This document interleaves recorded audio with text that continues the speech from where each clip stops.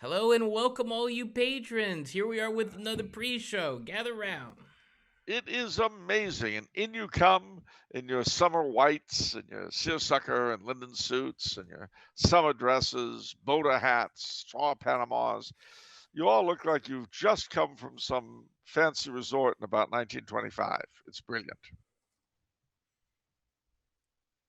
Fancy resort in 19, but from where though? Like you didn't give a geographic location, right? Like so it's All not. right, Atlantic City. They're the boardwalk. Oh, I okay. See now that's a good picture. Yeah, I could see them on the boardwalk at Atlantic City, Yeah. singing the song, in fact. On the boardwalk in Atlantic City. Oh, I thought isn't there a different boardwalk song? Under the Board. Yeah, boardwalk. there it is. That's in the 60s. Oh, okay. But these people are 1920s people. So on the boardwalk in Atlantic City would be their song. No, okay. And there'd be saltwater taffy and ice cream and all that kind of good stuff.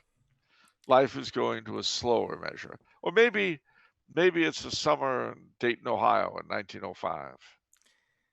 I don't think you talked too much about Atlantic City, New Jersey, last state of the week. No, I didn't go on much about Atlantic City because it gets so much. I mentioned it in passing. Yeah. But I didn't want to overdo it. We talked about it before. I mean, I mentioned the Jersey Shore, but I didn't go on and on about the situation and the Snooki and the rest of the gang from the from the Jersey Shore. Nor did I mention Springsteen. Hmm. Yeah, well, that's true. He was born in the state NJ, in the USA. Yeah. Um, but I just Someone barely. now I got a note that I hope was wrong, telling me that the title of county legislators in New Jersey has changed from the boards of chosen freeholders to county commissioners. I hope that's not true because if it is, Jersey, you have sold out a piece of your soul for nothing. Freeholders? Let's talk about that. What's Well, the Board of Chosen Freeholders was a title that went back to colonial days. A freeholder was someone who owned property. And the only ones who could vote in those days or serve in the county thing were property owners, because of course they were the ones who paid the taxes. And remember, voting is ultimately and really the right to say what gets done with tax money. okay? So freeholder isn't like this slavery thing that we're trying to. No, no, but I wouldn't be surprised if that's why they got rid of it, because there are so many stupid people who sit on their faces all day in government and media and academia. I wouldn't be surprised if the morons say, "I've nothing got to do with slavery, and I'm so stupid I don't know any better." At least I'm in charge. All right. Not that Jersey could produce mental midgets like that, or any other state of the union. All 50 states are run by the very brightest people that money can buy. Hmm. Um. Of course, considering what the money's worth these days, no wonder they're all so stupid. But never mind. uh, just a comment 2 hours ago from superfan Ann, who says Northern New Jerseyans often refer to South Jersey as the Twilight Zone. Is that true? That's true. That is true. That Whoa. is true. Well, to be fair, you got to remember that North Jersey thinks of itself as being fairly sophisticated and so on, whereas South Jersey, you've got the Pine Barrens down there, and It's you've more got the woodsy, resorts on the right? shore. It's more woodsy, However, right? it's more woodsy, and then of course you end up with the slums right by Philadelphia, Right. which, put it all together, it's not a pretty sight Hmm. in some ways. But I don't want to over dramatize the rivalry between North and South, or more particularly East and West Jersey. I think that Jersey has been through enough. I think we're coming now to a time of healing, a time of building bridges, a time of reaching out. I think that right now Jersey needs to start on a new path of love, of brotherhood, of of giving, of letting go of past hatreds, past disputes, and embracing the new, embracing love, basically. I don't think a little competition between North Jersey and South Jersey ever hurt anybody. You know, Oh, you wouldn't say that. You'd have been if you'd been at Pagazzi's when it was hit. But never no, mind. no, just yeah. Obviously, what's I underneath my mind is divide and conquer. We weaken the New Jersey faction. well, see, New Jersey has always felt that way. I told you in colonial days they were called a barrel bunged at both ends because Philly and New York were each exerted an influence on Yeah. their nearest parts of Jersey, which is why after the Revolution they had two capitals before the Revolution, Burlington and Perth Amboy. So to escape the influence of either New York or Philly, they centralized in Trenton, which was equidistant, in Hmm. hopes of keeping the outsiders at bay, or at least at some distance. But it's Jersey for a state that has a reputation as a sort of also ran. Jersey is pretty nice. I read another comment here from Michael, who's been a subscriber for 3 years. I hope he's a patron. If not, he's not seeing this. But Michael says Mr. Coulombe forgot to mention the New Jersey style sloppy Joe. Well, tell us about that, Charles.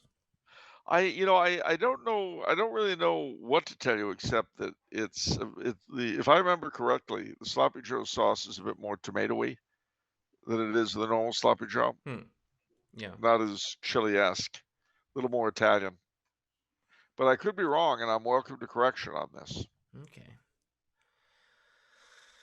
New Jersey sloppy Joe, you care not. It's No, I mean, nothing on your chow look, mein sandwiches, your precious chow mein sandwiches. my precious chow mein sandwiches indeed. But I'll tell you, I was royally entertained in Jersey last summer, so I'm not going to say a word against it. All right. Yeah, I know you're for sale.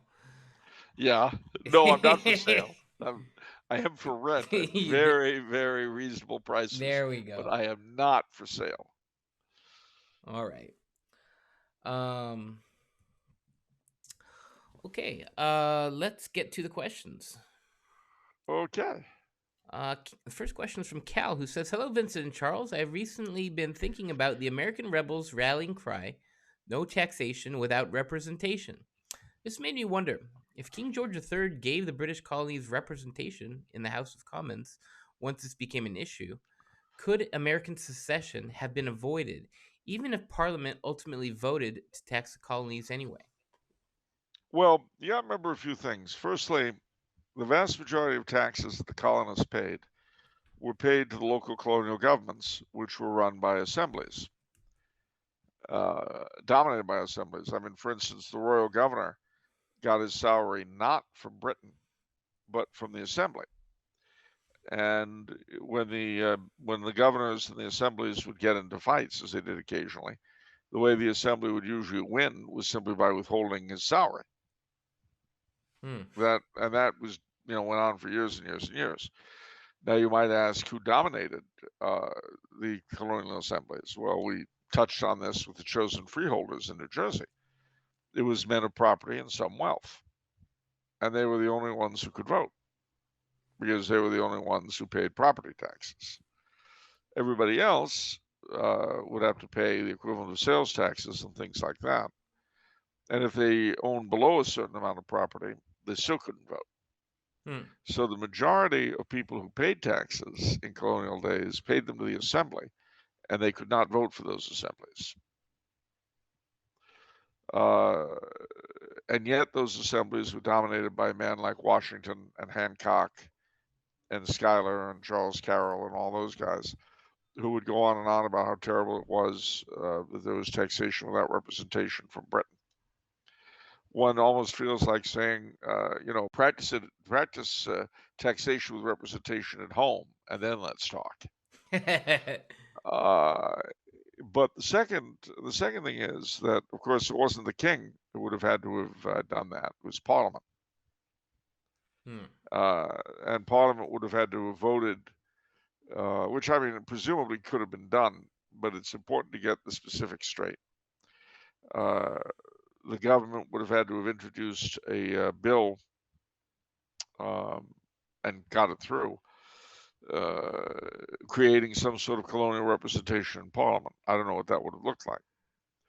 Had it occurred, uh, the same people who would have been voting for the Parliament in all likelihood that voted for the colonial assemblies. Would it have mattered to them? It depends on how honest they were. Okay, I have a really, really stupid and simple question. Okay. Pardon Maybe if I'll give it. you an even stupider and more simple answer. Yeah, I pardon if it offends sensibilities of some of of our very sophisticated, intelligent, and wise patrons.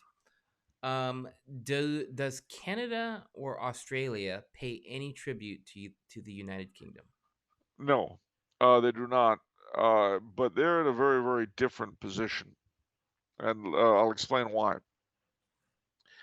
One of the ideas that various of the colonial agitators came up with was the idea of the divisible crown, i.e., that the king, as King of Great Britain, was separate as from King of Virginia, King of New York, King of North Carolina, and that the sovereignty that Parliament exercised in his name extended only to the British Isles and not to the American colonies.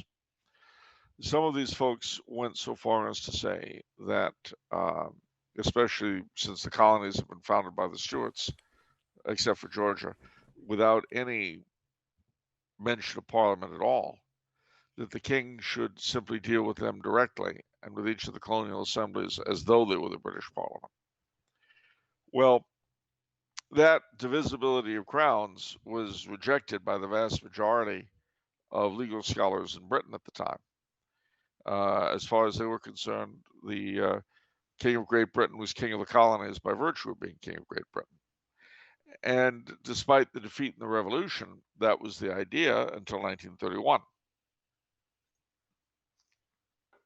Now, what happened was that as a result of World War I, in which Australia, New Zealand, Canada, South Africa, uh, and Newfoundland, and then joined by the Irish Free State as the Sixth Dominion in 1922, um, they felt that they had definitely come of age and they were struggling for a more independent role within the empire.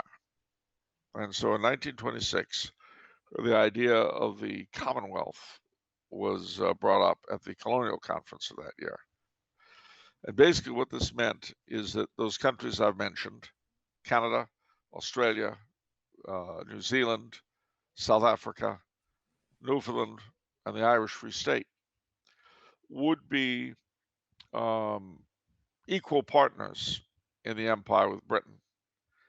And whereas before the governors general of each of those countries were appointed by the king on the advice of the British government, they would henceforth be appointed on the advice of the local government.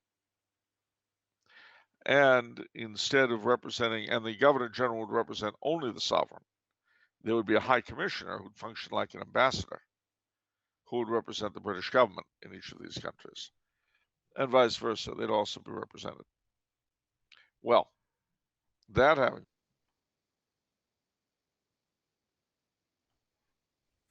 this was erected into law, which is the Statute of Westminster. And from that time, each of those countries were actually independent. The crown was considered divisible, and the king was king of South Africa, king of Ireland, king of Canada, king of Australia, king of Newfoundland, king of New Zealand, separately from being king of Great Britain. And from that time on, uh, the even before then, the only money that the dominions had paid was to keep up government in their own country. So in other words, they didn't send money to London. They sent it to To where? their own capitals. Oh, their own So in capital. other words, taxes raised in Australia went to Canberra, Taxes raised in Canada went to Ottawa. Taxes raised in South Africa went to Pretoria. Okay. I don't understand the glue then, because they're all sovereign. It's the Queen, the crown itself. I mean, but does that really? How does that notion alone? I mean, is that really? Does that significantly impact each of the respective societies? Yeah, it sure does. It sure does. It makes quite a difference. A lot of it not spoken, not stated, and of course the whole system has gone down through the past several decades, the way it has everywhere, the way everything has everywhere. Yeah. But to this day, those societies tend to be a lot less violent than ours. It had quite a psychological effect on the various peoples. I mean, for that reason, for instance, in whereas our frontier was sort of settled catch as catch can, with the U.S. cavalry kind of doing what it could to maintain order, but the thing was kind of wild. That's why we think of the Wild West. But in Canada, it was quite different. There, the Royal Canadian Mounted Police went out and established order before the settlers came. And they did so very often in the company of the Oblates of Mary Immaculate. So the missions and the missions of the Mounties worked hand in glove in those days. Um, so it was a very, very different way of looking at things. And so late as the 60s, they were very conscious, people in those countries were very conscious of belonging to a greater whole. But that eroded somewhat. The way our America, as it was, eroded in the 60s, so did the whole concept of the Commonwealth. Today, you have to define it almost more in terms of what it isn't than what it is. But it's got a very strong, very strong sentimental tie. And if you look at all the celebrations that are going on around the Commonwealth for the Platinum Jubilee right now, you can see that. Now, mind you, that's despite the best efforts of bureaucracies and politicians and media and academia in all of those countries to destroy it for the past 40 or 50 years. All right. But they're scumbags, and I mean scumbag in the nicest way possible. Oh, well, that's good. Isn't that reassuring? Yes. All right. A question from Miranda, who says, if states could still have established religions in the United States, are there any today that would be Catholic? Where would you want to live in such a union? Well, first you should read her Miranda rights. Oh, okay, Charles. I thought you were better than that. Well, you were wrong. I was wrong. You were dead wrong, Paco. You didn't know what she was talking about. No, anyway, I'm sorry, Miranda. I couldn't help myself. But to answer your question, at a guess, maybe Louisiana, maybe New Mexico,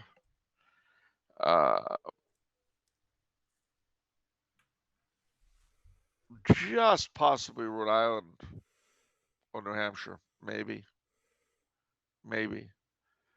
The problem is that in every state where Catholics are dominant numerically, they've been so eaten out that except for Louisiana and New Mexico, they're not really much of a force anymore. Let's talk about other religions. So obviously Utah would be Mormon. Yep, no doubt about that. So that's an easy one. So what about some of the? Would any be Protestant? Are there any? Yeah, like anything in the South going on? Well, yeah, but see, the problem is with the South. The kind of Protestantism that's dominant is exactly the kind that was against state churches, Baptists, Methodists, people like that. So I mean, they might establish a vague sort of Christianity as their established religion. Well, maybe it's like Andrew Jackson, where he was fiercely, what is it, anti-federalist until he became president. Well, that could be, but I mean, I mean, you know, it's easy to have principles when you don't have power. well, that's true. But I think that they would probably go for some sort of declaration that Christianity is the religion of the state without establishing uh, a particular denomination. Um, you see, the thing is that the denominations that were state churches in various places, let's remember what they are. The Catholic, but of course we're totally whacked out, as the Cardinal McElroy of San Diego can tell you, or McKay or McCarrick or whatever his name is. no. Um, that leaves Presbyterians, Episcopalians, Dutch Reformed, United Church of Christ, Lutherans. And none of these are really strong enough anywhere to be a state church. Hmm. Not by themselves. Okay. Um. Now, mind you, if there was a First Church of Moron, that would get that would get established right away in most states. For sure. This is totally, completely random, but that's what we do. In the That's how we news, roll. they moved Bishop Barron to Minnesota, which is very surprising to me because I thought they were grooming him to be, um, Gomez's replacement in Los Angeles eventually. But Oh, I don't think so. I think that that may have been an idea once upon a time, but you know, having insulted Mahoney. no Gomez so terribly by making the groomer in San Diego a cardinal. He's a suffragan bishop. That's a huge insult. Wait, what?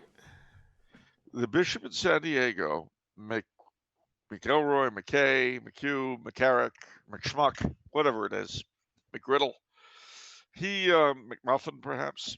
He McMuffin could be it. He is very LGBT, and he is the suffragan bishop of Los Angeles, and to make him a cardinal is a huge insult to the metropolitan of the province, Archbishop Wait, Gomez. I'm sorry. Suffragant? Suffragan. What is that? That's a new term Ah, for well, me. no, it's an oh for you. All right, fine, be that way. Yeah. I'll tell you, I don't care.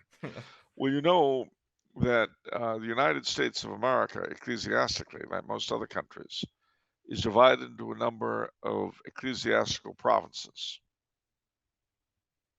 Now, each of these are made up of several dioceses headed by a metropolitan, who is the archbishop of one see within the province.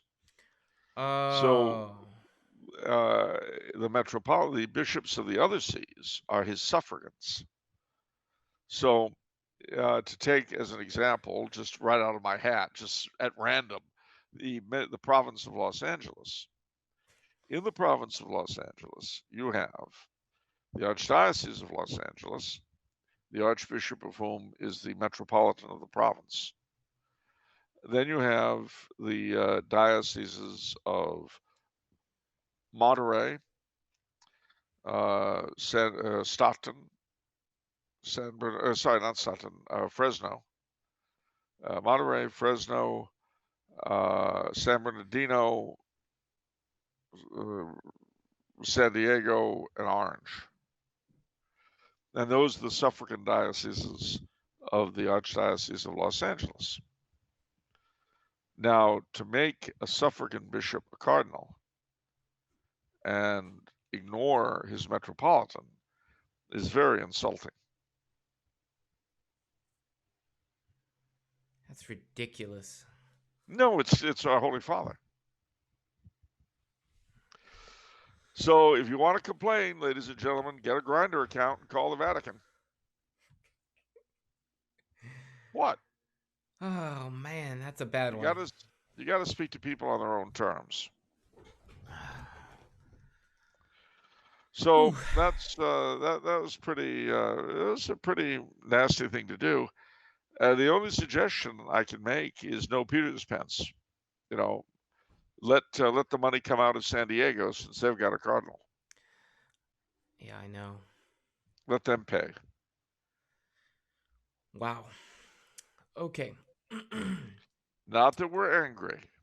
Not that we're angry. All right. Question from Mason, superfan Mason, who's unfortunately says, "I have a tragic but necessary question for Charles. If That's Cal- sad. if California adds abortion to its state constitution, how should we as Catholics resist?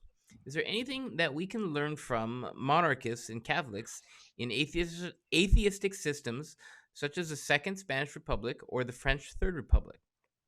I ask, as in both of those, despite the atheistic constitutions, many dedicated Catholics held office, seated even won an election in Spain before the communists essentially forced it out of office.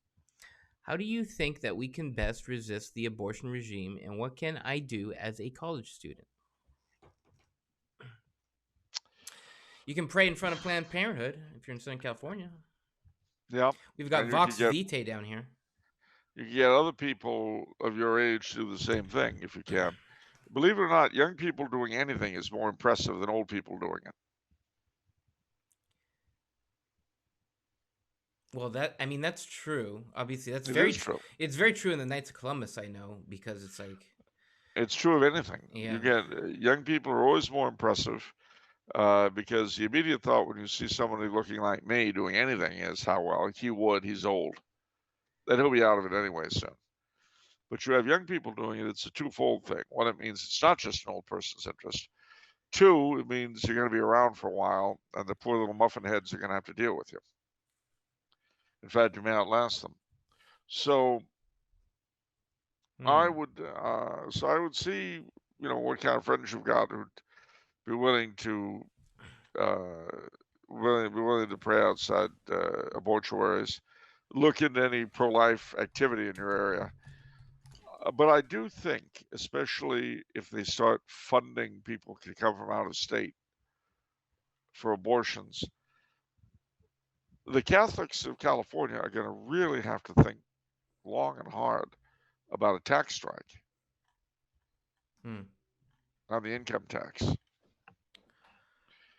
Uh, Once we can determine what percentage of the income tax goes to bring chicks in to murder their infants, withhold it. Okay. It would have to be a statewide campaign, obviously. Uh, One person doing it wouldn't make much of a deal, except you might go to jail for it, I suppose.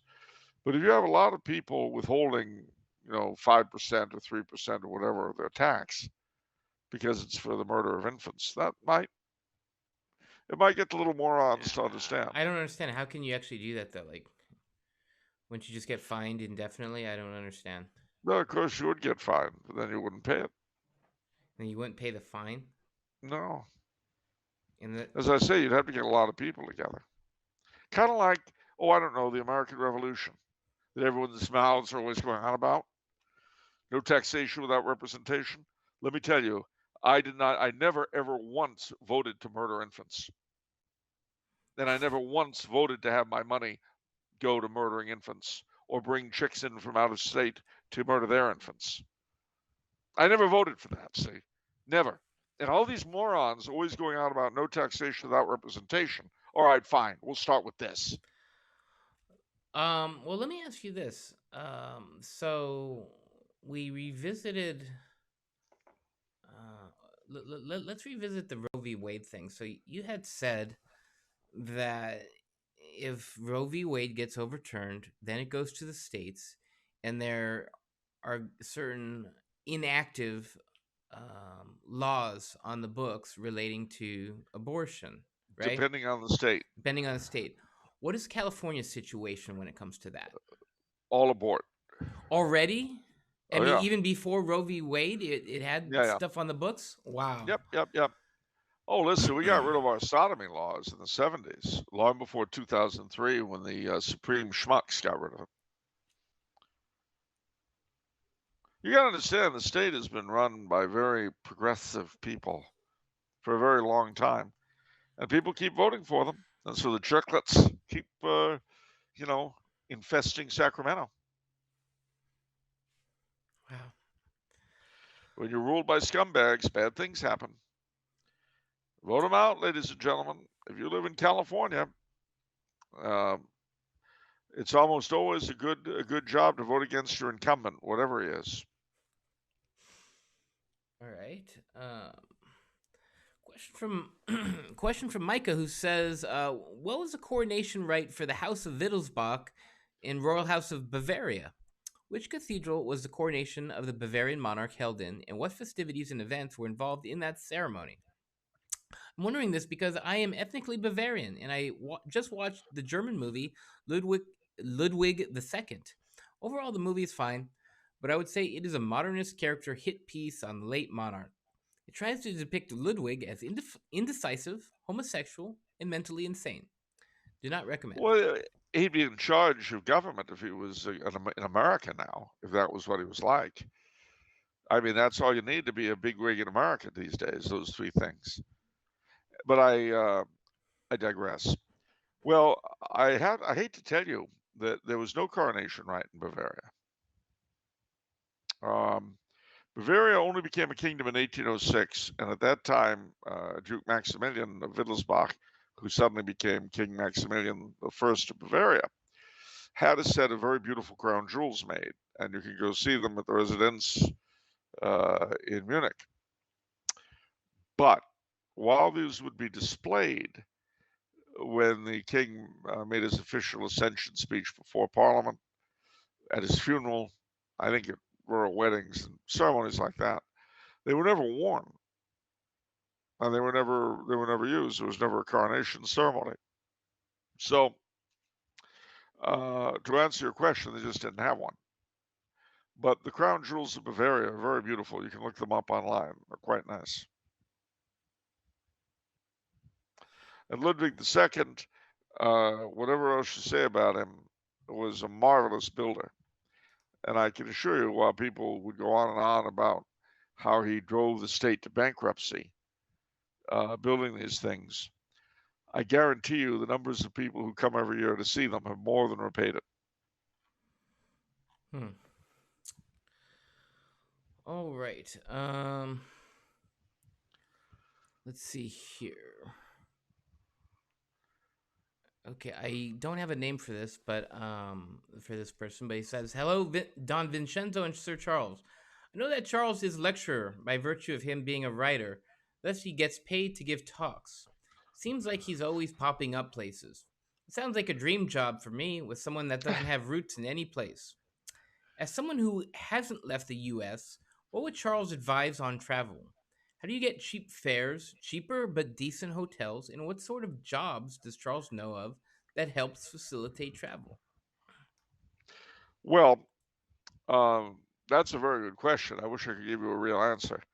Uh, when I want to travel, I use kayak to get the cheapest fares I can. And when I want to go somewhere to stay somewhere, I look up cheap hotels in that place. You gotta be a little careful though, because you may get rat holes or us. But usually they're a bit better than that. Airbnb has emerged also as a very useful alternative. In terms of employment, depending on your age, the first thing I would think about is going to school overseas. Um, it's the cheapest way an American, especially a young American, can live out of the country and establish himself. I mean, you get to see a bit of life and see if you really like it outside our beloved borders. Um, but there are a lot of different uh, kinds of jobs that will do that for you. if you go into the hospitality industry, hotels basically, or work for the airlines, that you get a lot of opportunities to travel there, and you get all sorts of freebies. Let me see. Did you work for any major company with foreign offices or foreign business? I mean, you just have to choose if you're going to go to the law or something like that. You choose a specialty which will take you overseas. Like, for instance, if you're an accountant, if you're going to accountancy, tax accountancy, um, we have a lot of tax accountants who deal a lot with foreigners living in the United States. Well, obviously, people like that have to deal sometimes with the governments of their clients back home. But really, it's not something I've got to be brutally frank. It's not something I put my mind to because it was not what I set out to do. It just happened.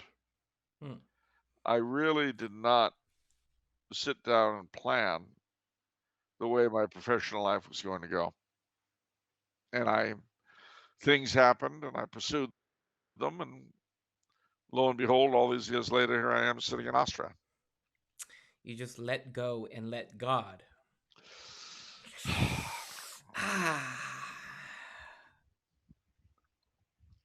Did you know that caring is sharing?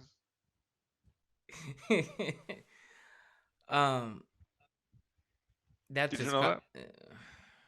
that's communist propaganda.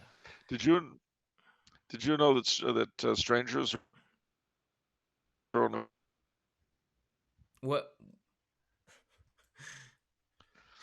did you say? Did I know strangers or what? friends you haven't met yet?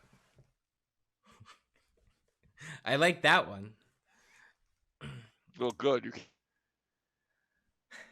The more you know, the wiser you are. That's definitely true. Not necessarily. Depends on what it is you know.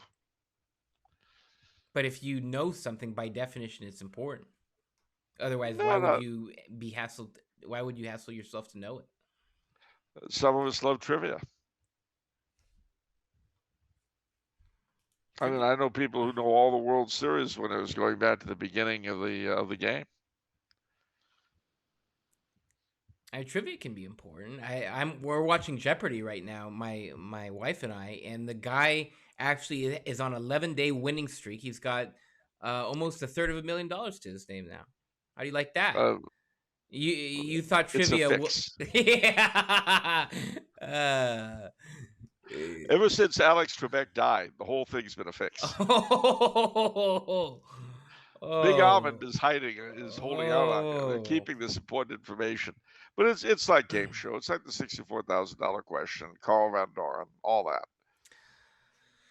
The whole thing is an inside job. It's all put up. Everybody knows. All right. Even as we speak, there are show manipulators in Serbia preparing the answers for tomorrow's Jeopardy. Wow. We're losing you, Charles. I'll say. When Serbia has that kind of control over American television, I mean, what good is mom, apple pie, and the flag? I just want to say Zach asked that last question. Super fan Zach. He's been a patron for a year and a half. Thank you so much, Zach. I just didn't want to leave you out. I really wanted to give you a name shout out. And thank you to all the patrons. You guys have been so loyal, and we appreciate it so much. We don't take you for granted at all. We are very, very grateful, Charles and I, to be able to do this. It's quite a blessing. That's for sure. So thank you. Yeah. And so that will do it for the pre-show, guys. I hope you've enjoyed it. It was a little bit more serious on the serious side, but we learned some more interesting things. Yeah, and as I say, it was good to watch you all looking like a Magic Lantern picture from 1925. That's right. Boardwalk Empire. Yes. In Tutankhamun's day. I don't know what that is. I don't know what you just did. That's a song. Oh, okay. It's a song. All right, guys, stay tuned. Full episode coming to you soon. See you soon. Ciao, ciao.